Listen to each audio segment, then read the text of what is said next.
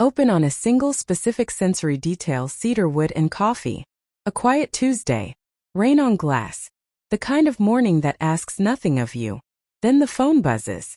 Seraphina reads the legal notification 3 times. Not because she doesn't understand it.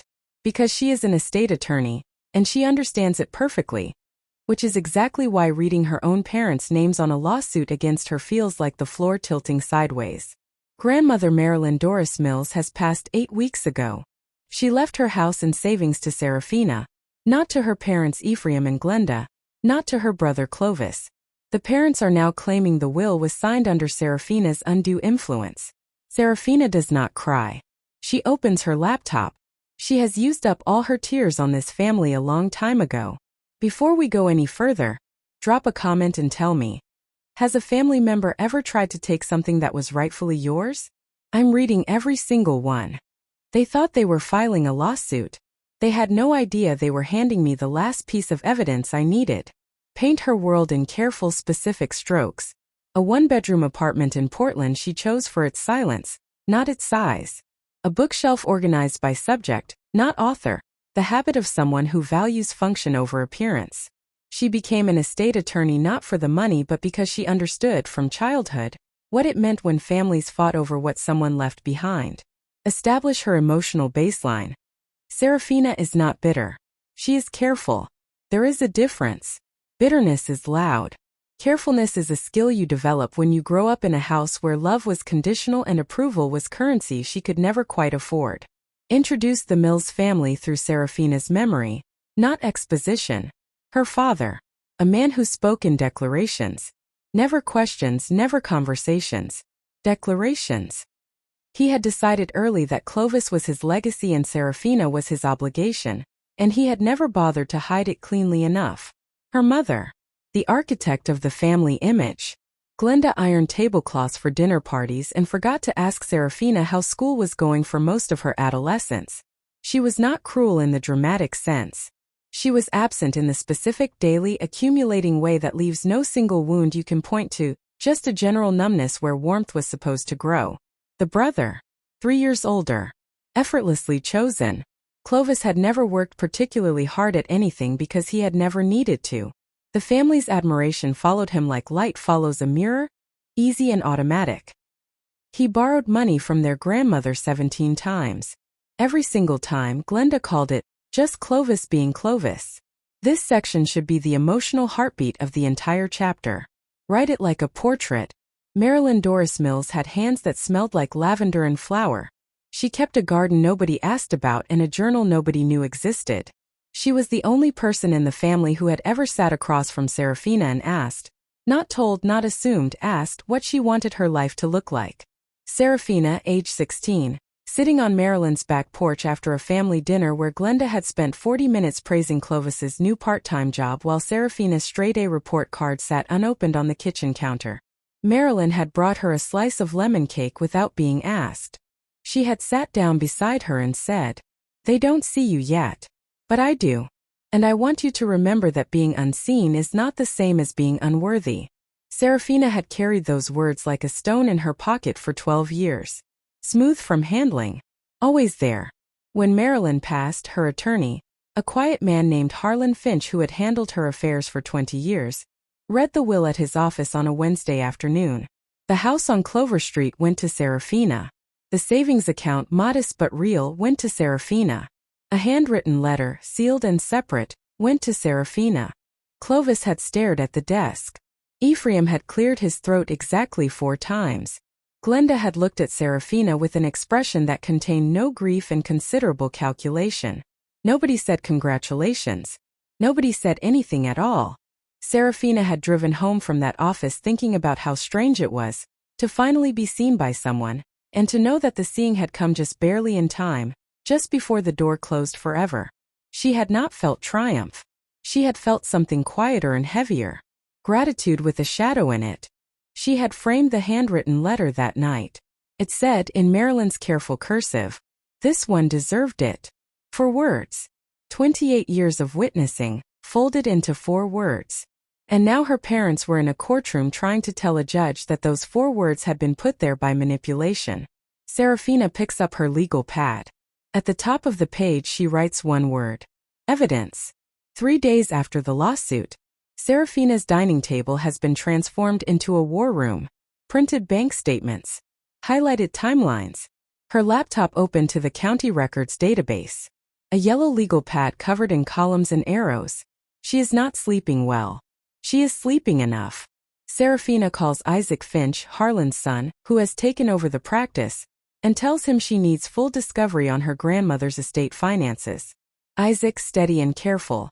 Seraphina, as the named beneficiary and a licensed attorney yourself, you have standing to request the full financial records. But I have to ask, are you prepared for what we might find? Seraphina, without hesitation. I'm prepared for it to be worse than I think. I've been preparing for that my whole life. A beat. Then Isaac says he will file the request that afternoon. The bank records arrive in a digital folder on a Thursday. Seraphina opens them at 9 p.m. with a glass of water and no music. A pattern of withdrawals from Marilyn's personal savings beginning 4 years and 3 months before her death. 43 transactions. Each one carefully sized to avoid automatic reporting flags. Not the behavior of a frail woman managing her own finances. The behavior of someone who understood the thresholds. A joint account belonging to Ephraim and Glenda Mills. Seraphina sits back in her chair. She thinks about the leased car in their driveway she had never thought to question. The Florida vacation Glenda had posted about. The kitchen renovation Ephraim had mentioned casually at Christmas as if home improvements just happen to people. She pulls up a spreadsheet. She begins entering numbers. By midnight she has a total.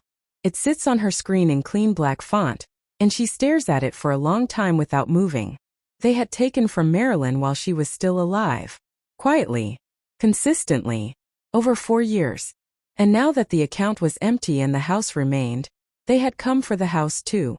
She remembers Marilyn at her kitchen table 3 years ago, telling Seraphina she was worried she was being forgetful, that she couldn't always remember where she had put things, that money seemed to disappear faster than it used to.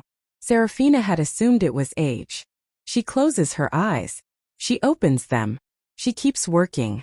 Seraphina cross-references the withdrawal dates with family events. A withdrawal 3 days before Clovis's car payment bounced.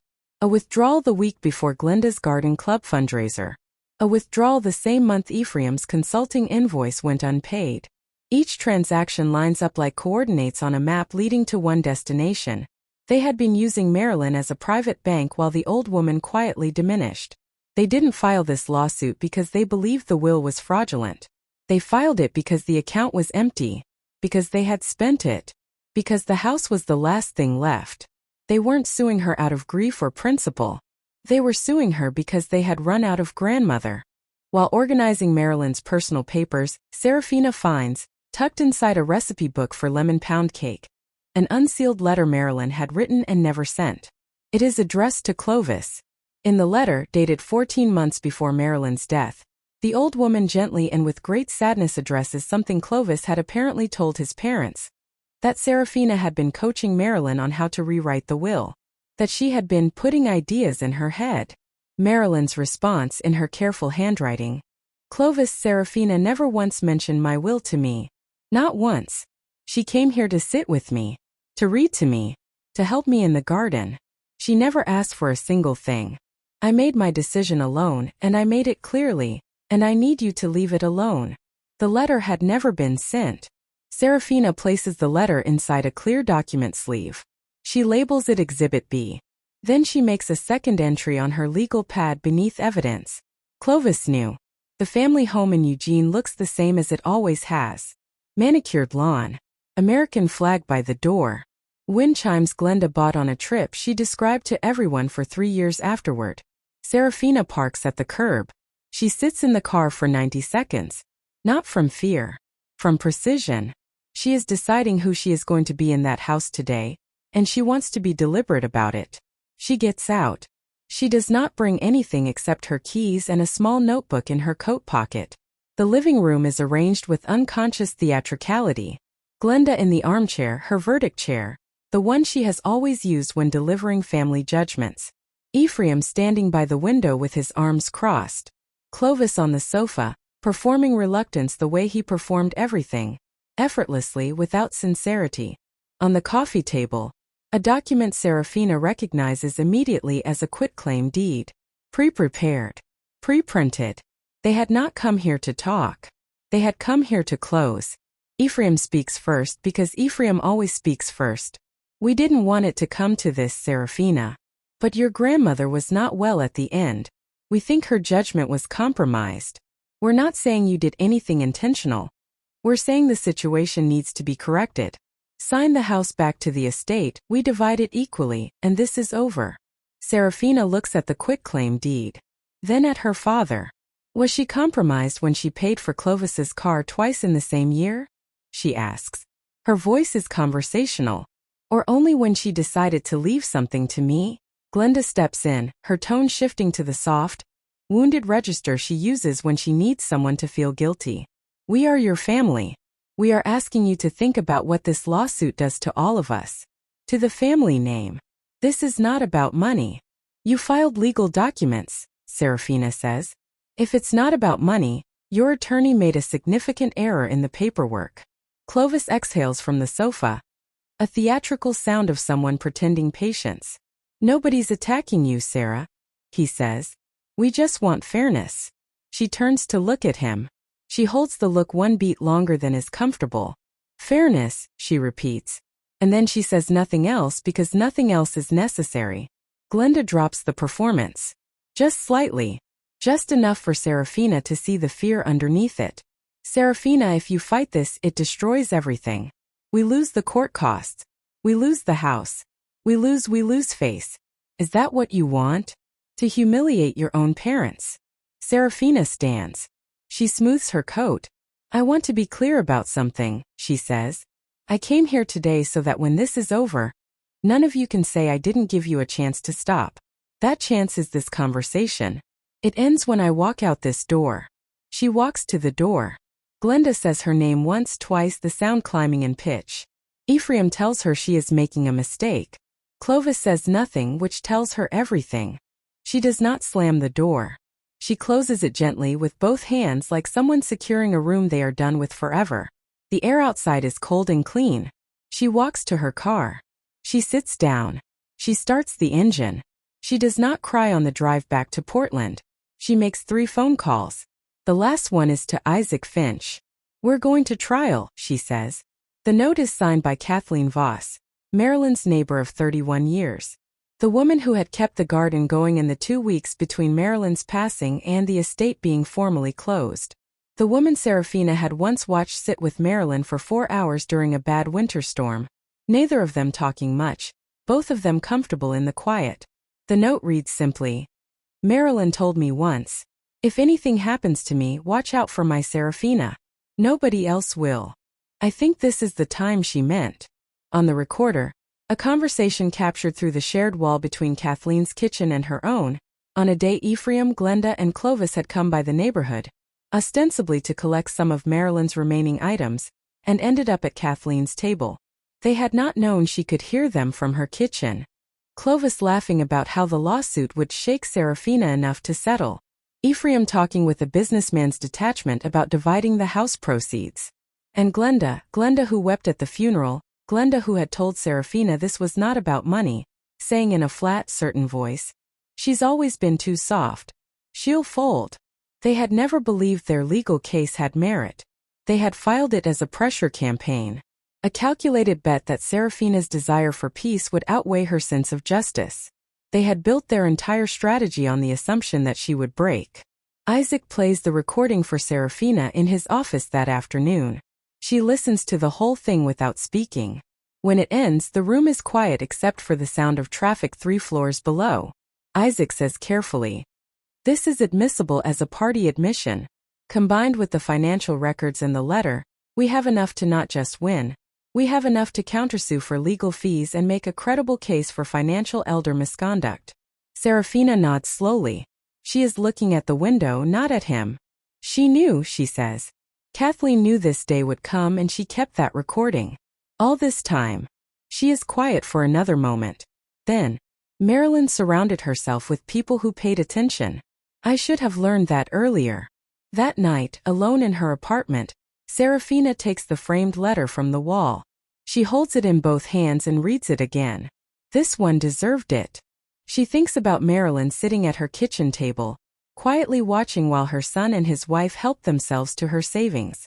Saying nothing, knowing perhaps that she could not stop it, but making sure that what remained went somewhere it could not be touched. The house was not just a house. It was a message. A final, careful, deliberate act of protection from a woman who had spent her last years being quietly drained by the people who were supposed to love her. Seraphina puts the letter back on the wall. She sits down. She begins preparing her courtroom notes. She is not soft. She never was. They had confused quiet with weakness for 28 years. They were about to learn the difference. Ephraim and Glenda arrive with their attorney Ralph Turlow, a man with an expensive suit and the practiced confidence of someone who wins cases on momentum rather than merit. They are dressed carefully. Modest colors. Sympathetic posture. The picture of aging parents wronged by an ungrateful daughter. Turlow's opening is polished. He talks about elder vulnerability, family bonds, the sacred duty of children. He uses the word manipulation 4 times. He uses the word heartbreak twice. He is performing for the judge the way Glenda has been performing for neighbors and relatives her entire adult life. Seraphina sits beside Isaac Finch with her hands folded on the table. She does not react to anything Turlow says. She is reading the judge. The judge, a woman named Pearl McGraw 61, who has been on the bench for 19 years, is listening with the careful neutrality of someone who has heard every version of this story and is waiting for the version that holds. Isaac does not open with emotion. He opens with a spreadsheet projected on the courtroom screen. 43 transactions. 4 years. Transfers to a joint account belonging to Ephraim and Glenda Mills. He does not editorialize. He reads dates and amounts in a level voice. The numbers speak in a language the courtroom understands immediately. Judge McGraw's pen pauses over her notepad. Turlow shifts in his seat. Isaac presents the evidence in 3 stages, each one landing with the precision of something that has been planned for weeks. The 43 withdrawals. The transfer pattern. The timing correlations with family events. The total sum extracted from Marilyn's account before her death. Marilyn's unsent letter to Clovis, authenticated by a handwriting analyst, dated 14 months before her death, establishing that Clovis had planted the allegation of undue influence while Marilyn was still alive, and that Marilyn had refuted it in writing and never sent the letter because she did not want to cause conflict. The courtroom is quiet when Isaac reads the relevant passage aloud. Kathleen Voss takes the stand. She is 73 years old and testifies with the unhurried calm of someone who has waited a long time for this particular Tuesday to arrive. She reads the transcript of the recording aloud. Her voice does not waver. Clovis, in the gallery, stares at the table in front of him. Glenda reaches for Ephraim's hand. He pulls it back slightly. A small involuntary withdrawal that Seraphina catches from across the room. Turlow asks for a brief recess. Judge McGraw denies it. She does not look at her parents during the evidence presentation. She looks at Judge McGraw, because this is not about her parents anymore. This stopped being about her parents the night she sat at her dining table with their bank records and understood that she had always been a resource to them, never a daughter. You cannot win something back that was never given to you. But you can protect what was. The ruling comes 4 days later, delivered in a written decision that Isaac emails to Seraphina at 11:17 on a Monday morning. She is sitting in her office. She reads it twice. The will stands. The estate is hers. The petition is dismissed. The petitioners are ordered to cover all legal costs. Judge McGraw's written notes include a single pointed observation that the petition was filed without credible evidentiary basis, and that the financial records introduced by the respondent raise questions the court recommends be examined by the appropriate authorities. Seraphina forwards the ruling to Isaac with a single line. File the elder financial misconduct report. All of it. Then she closes her laptop. She sits quietly for a moment. Outside her office window, Portland is doing what Portland does in late October. Raining steadily, without drama, without apology. She picks up her phone and calls Kathleen Voss. When Kathleen answers, Seraphina says, "We won." Kathleen is quiet for a moment. Then she says, Marilyn knew you would. Delivered in the measured, reporting tone of someone reading a risk assessment, not with triumph, but with the cool recognition of consequences. The elder financial misconduct report triggers a formal investigation. Their joint account is frozen pending review. The house in Eugene, which has been mortgaged twice over, is listed for sale by spring. They move into a 2-bedroom rental in a suburb far from the neighborhoods they had spent decades impressing. The garden club membership lapses. The lease car goes back. The Christmas card list, which Glenda has maintained for 31 years, gets shorter every month. Loses the quiet family alliance that had always functioned as his safety net. With Ephraim and Glenda absorbed in their own legal and financial corrections, the infrastructure of his comfortable irresponsibility collapses. He moves in with a friend, gets a job, calls Seraphina once late at night, and hangs up before she answers. She does not call back. Seraphina does not sell it immediately. She takes 3 months. She goes on weekends. She fixes small things. She learns which floorboards creak and which windows stick in humidity. She finds Marilyn's recipe box in the back of the pantry and sits on the kitchen floor for a long time, reading cards in her grandmother's handwriting. Lemon pound cake, chicken and dumplings, a bread pudding labeled in parentheses, Seraphina's favorite, age 9. She did not know Marilyn had written that. She did not know she had been noted and remembered in the margins of someone's recipe cards. The grief of it is clean and complete, not the grief of loss exactly, but the grief of having been loved quietly for a long time without knowing how much of it had been recorded. Seraphina brings Kathleen lemon pound cake on a Saturday in November. They sit on Marilyn's back porch, Seraphina's back porch now, and drink tea and watch the garden manage itself in the way gardens do when nobody is ruining them with too much attention. Kathleen tells her about the day she made the recording. How she had stood in her kitchen pretending to wash dishes, her hands still in the water, listening through the wall and understanding exactly what she was hearing. I wasn't sure it was right, Kathleen says. Recording someone without them knowing. You protected someone who couldn't protect herself, Seraphina says. That's not complicated. Kathleen looks at the garden. Marilyn would have loved watching you fight. She did watch me, Seraphina says. She just didn't need to see the ending to know how it went. She has kept a list not on paper, but in that precise internal accounting that quiet people develop when they grow up in houses where they had to track everything carefully because no one was tracking it for them. The ledger of every dinner where Clovis was congratulated and she was invisible. Every school achievement that went by without ceremony. Every time Glenda introduced her at parties as our other one. Every time Ephraim looked through her to see the version of the family he preferred. She does not recite the ledger here. She simply acknowledges it exists. And then she describes the act of closing it. Not because the things on it did not happen. They did. Not because they did not matter. They do. But because keeping a ledger open means someone else still has a seat at the table of your attention. And she is done setting that table. Delivered not as lessons but as recognitions. Things she now understands that she did not have words for before.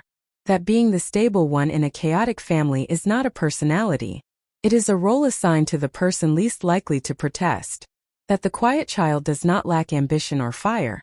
She has simply learned that certain fires are best saved for necessary moments. That inheritance is not just money or property. It is the accumulation of someone's belief in you, made legally binding. That her grandmother had not just left her a house. She had left her proof. Seraphina walks to the window of her apartment.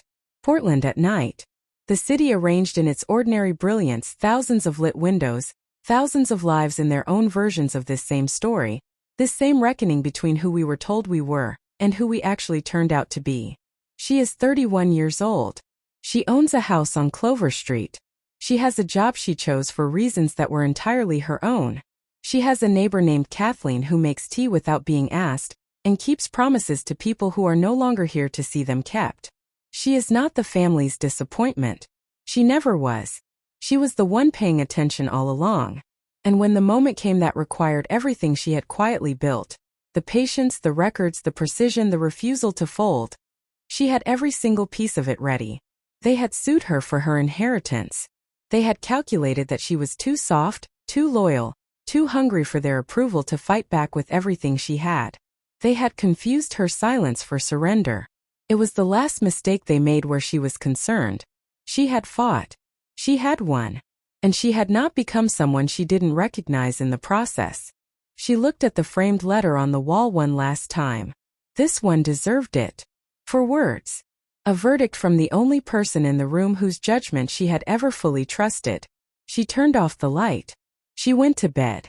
For the first time in as long as she could remember, the quiet didn't feel like loneliness. Felt like hers.